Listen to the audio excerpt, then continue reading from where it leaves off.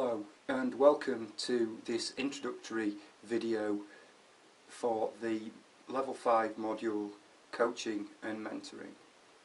In this short video I'd just like to give you a brief overview of the course, some of the content, the assignments and the expectations.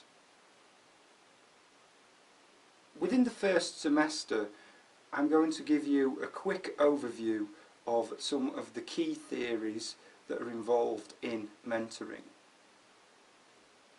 Although very much has been written in recent years about coaching and mentoring and its influence in various contexts including schools and business, it really serves as a good platform for you to understand some of the key techniques that you might use as a mentor at enabling a mentee to undergo and experience change in a positive way.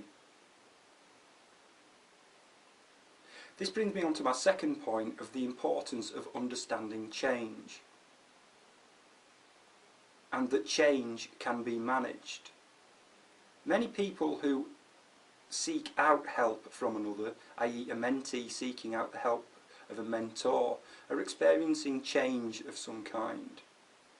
And it's the mentor's role to enable that change to be productive and transformative.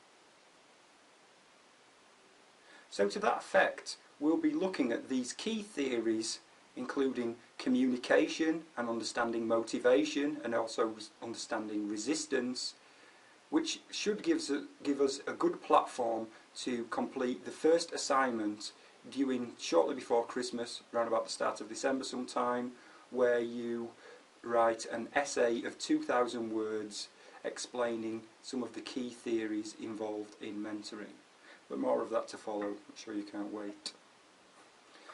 In the second semester, which begins after you've completed a 6-week placement working directly with children or young people, and that's quite relevant in this course, that hopefully you've started to make some connection by then that the theories that we're covering on a course such as this has application for practice.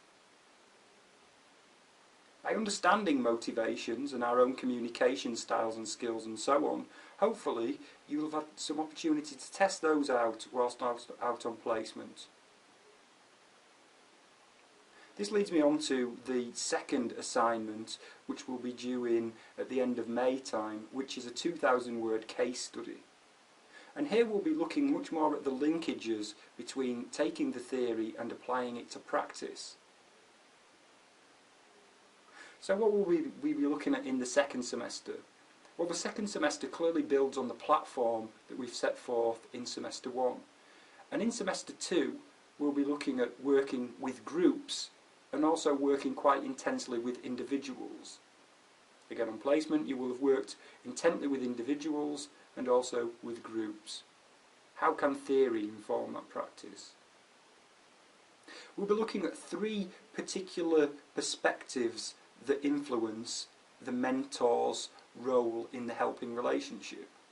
We'll be looking at the person-centred approach to helping, as proposed by Carl Rogers. We'll be looking at the task-centred approach to helping, as proposed by Marsh and Doyle, along with others. And we'll also be looking at solution-focused techniques. Each one of these techniques shares similarities with the others, but is also quite distinct. And if the mentor chooses to adopt one of these techniques, it could have different outcomes for the way in which the mentoring relationship develops and the success or not of the outcomes. But ultimately, I want you to come away at the end of the course with knowledge that you have at least 3 different flexible styles within which to work with people. And this is a key idea within mentoring, that the individual needs to be flexible and adapt to the needs of the mentee. So finally, just before the first session is due to begin in the next week or so, I'd like you to look at 2 of the texts that I've posted online. The first one is a short poem by Virginia Satir entitled Self-Esteem. And I'd like you to think about 2 questions when reading the poem. How can the mentor facilitate the development of self-esteem with the mentee? But also, what do you think about the point that Satir is making, that you as an individual can control you?